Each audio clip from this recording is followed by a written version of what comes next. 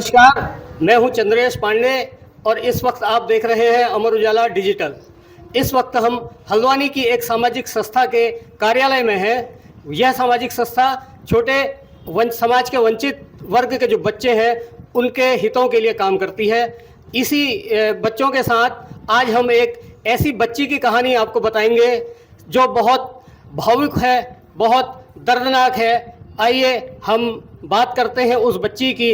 यहाँ पर एक क्षेत्र है, आज से कुछ दिन पहले वहाँ एक छोटी सी बच्ची जो पिछले कई दिनों से अपने घर में अकेले थी या फिर उसके आस पड़ोस के लोग उसे पाल रहे थे, ऐसी ही एक जानकारी जिला प्रशासन के पास आती है।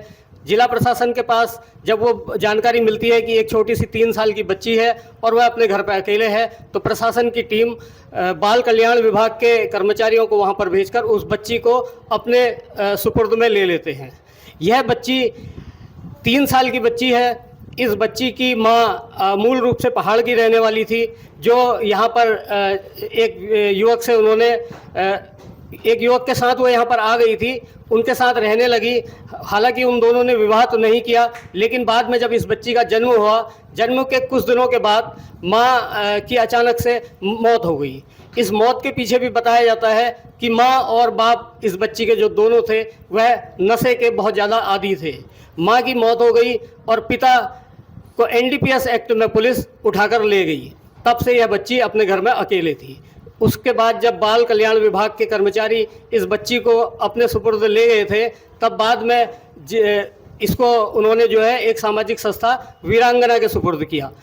बच्ची बेहद सुंदर है, बहुत फुर्तीली है और जब से यहाँ पर आई है तब से सबकी लाडली है।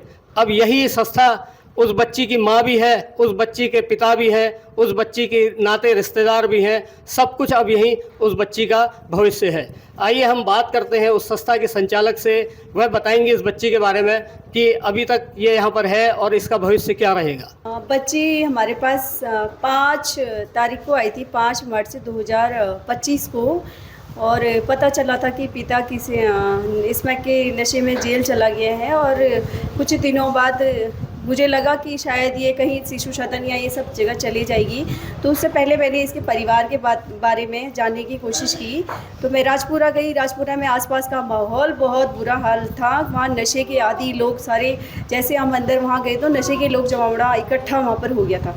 और धीरे धीरे जब इसके चाचा चाची ताऊ थे सब लोग, लेकिन मैंने देखा ताऊ नशे में दरवाजे के पास बैठा हुआ है और आसपास के लोग भी नशे की उसमें बात करने के लिए आ रहे हैं। तो किसी न किसी प्रकार से उसकी चाची से हमने बात करने की कोशिश की, तो क्या उसका कहना था कि भाई बच्ची जब पैदा हुई उसके 16 दिन बाद ही उसकी माँ एक्सपायर हो गई थी। माता पिता की लड़ाई की वजह से आपसी तालमेल नहीं बना, तो पिता जो है बच्ची को लेके कहीं भाग गया था, तो माँ डिप्रेशन में आ गई, उन्होंने सुसाइड कर लिया।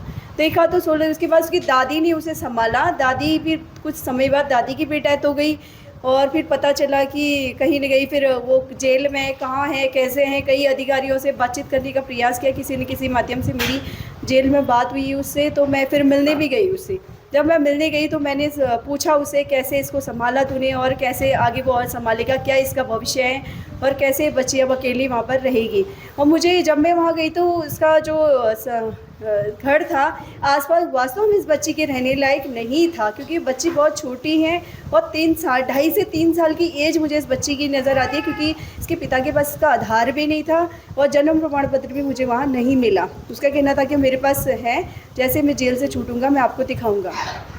तो तब से इस बच्ची का, और जैसे बच्ची आई 2-3 कहते हैं ना 2-3 दिन अगर पालते हैं तो कुत्ते का बच्चा भी एक परिवार के सदस्य की तरह लगने लगता है, प्रेम उससे होने लगता है। ये तो इंसान की बच्ची है, इतनी प्यारी सी, इतनी अच्छी सी बच्ची, समझदार, हर चीज़ में एडजस्ट होने वाली और बहुत सिंपल और सुबह सीधी बच्ची जिसे कहते हैं। तो इस ऐसे में मुझे भी बड़ा एक महत्व तो कहूँ, मैं ऑलरेडी 2 बच्चों की माँ पहले से ही हूँ। 2 क्यों मैं कहूँगी कि ये जितने हमारे वंचित समुदाय के बच्चे मेरे यहाँ पढ़ने के लिए आते हैं, 300-350 बच्चे, सब बच्चों के लिए मैं माँ हूँ। तो ऐसे एक बच्ची और हमारे साथ जुड़ गई है, तो इस बच्ची के लिए भी मैं माँ हूँ। और कैसे कैसे मेरा प्रयास रहेगा, इसका पिता जेल से छूटे, उसका क्या निर्णय होगा ये मुझे नहीं पता, लेकिन वर्तमान में एक फिट पर्सन के तौर पर बाल कल्याण समिति ने मुझे अभिभावक घोषित किया है। तो इस बच्ची को अपनी बच्ची की तरह मैं पालूंगी, इसका लालन पालन पोषण जैसे मेरे बच्चे पढ़ते हैं, जैसे मेरे बच्चे रहते हैं, वैसे मैं भी इसका लालन पालन करूंगी और जरूर संस्था के माध्यम एक पर्सनली रूप से एक माँ बनकर मैं इसका भविष्य उजागर निखारने का जरूर मैं प्रयास करूंगी। धन्यवाद। यह थी वीरांगना संस्था की संचालक गुंजन अरोरा। इनका कहना है कि इस बच्ची से उन्हें इतना लगाव हो गया है कि अब वह इससे दूर नहीं रह सकती हैं। धन्यवाद। अगर आप ये वीडियो YouTube पर देख रहे हैं तो हमारे चैनल को सब्सक्राइब करें और बेल आइकन को दबाना ना भूलें। अगर आप Facebook पर ये वीडियो देख रहे हैं तो हमारे पेज को लाइक करें।